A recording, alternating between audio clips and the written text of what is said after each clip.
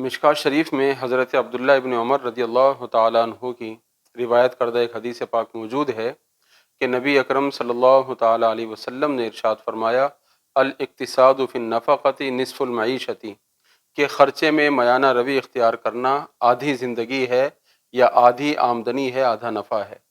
مطلب یہ ہے کہ آدمی جو کماتا ہے اس کو اعتدال کے ساتھ خرچ کرے تو اس کی معاشی زندگی بہتر ہو سکتی ہے، اس کے معاشی معاملات بہتر ہو سکتے ہیں۔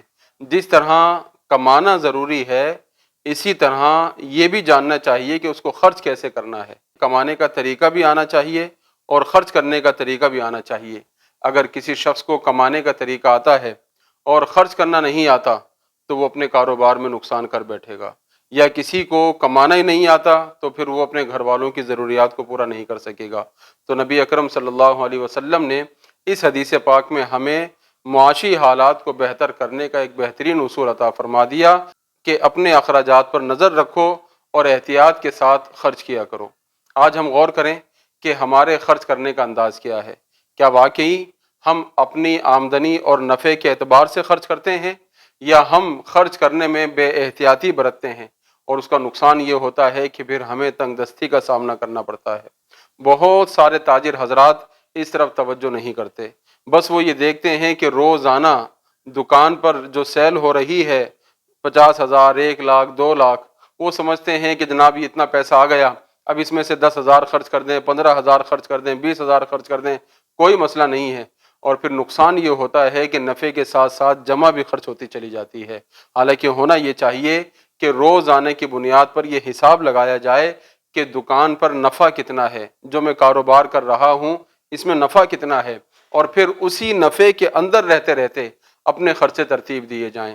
جب ہم اس نفع کے اندر رہتے ہوئے اپنے خرچے ترتیب دیں گے تو پھر ہمیں نہ تنگ دستی کا سامنا کرنا پڑے گا، نہ معاشی پریشانی کا سامنا کرنا پڑے گا۔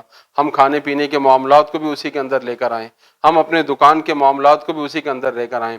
دکان پر آمدنی مثال کے طور پہ 1 لاکھ روپے مہینہ کی ہے یا 2 لاکھ روپے مہینہ کی ہے، اب اس میں دکان پہ ہم نے 2 3 ملازم رکھے ہوئے ہوتے ہیں، جس میں وہ ساری آمدنی، سارا نفع وہ ملازمین کے پاس چلا جاتا ہے۔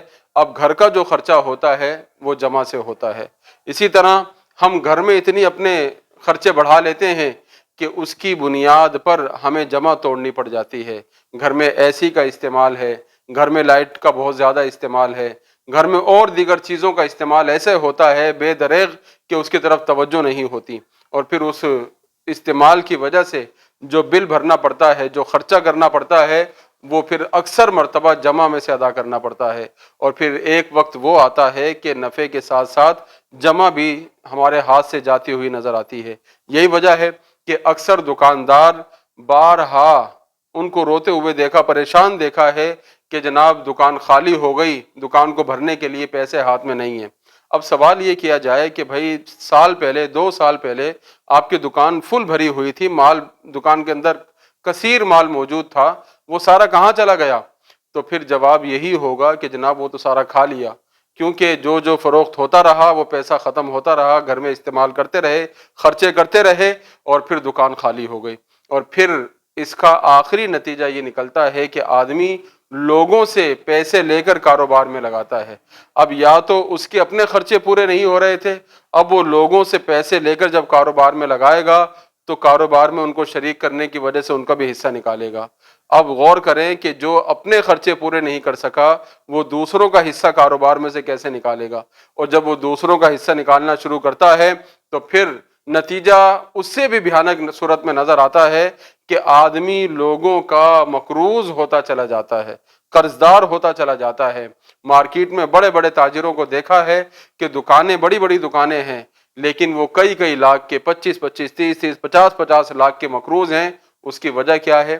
اس کی وجہ یہی ہے کہ انہوں نے اپنی آمدنی کو مینج نہیں کیا، اپنی آمدنی کا انہوں نے خیال نہیں رکھا کہ میرا نفع کتنا ہے، میری اس میں جمع کتنی ہے، اور پھر اس نفع کے حساب سے انہوں نے خرچ نہیں کیا۔ جب نفع کے حساب سے خرچ نہیں کیا تو پھر نتیجہ جو ہے وہ نقصان اور خسارے کی صورت میں اٹھانا پڑتا ہے۔ اس لیے خدارہ اس طرف توجہ کریں۔ اگر معاشی پریشانی سے بچنا چاہتے ہیں، تنگ دستی سے بچنا چاہتے ہیں، تو رسول پاک علیہ السلام کے بتائے ہوئے فارمولے پر عمل کریں کہ بہترین آمدنی، بہترین معیشت یہ ہے کہ آدمی میانہ روی کے ساتھ خرچ کرے۔ تو ہم اس اصول کو اپنا لیں گے تو انشاءاللہ بہت ساری پریشانیوں سے بچ جائیں گے۔ تو اللہ رب العزت کی بارگاہ میں دعا ہے کہ خالق کائنات ہم سب کو اپنی زندگی کے تمام تر معاملات اسلامی تعلیمات کے مطابق سر انجام دینے کی توفیق عطا فرمائے، آمین۔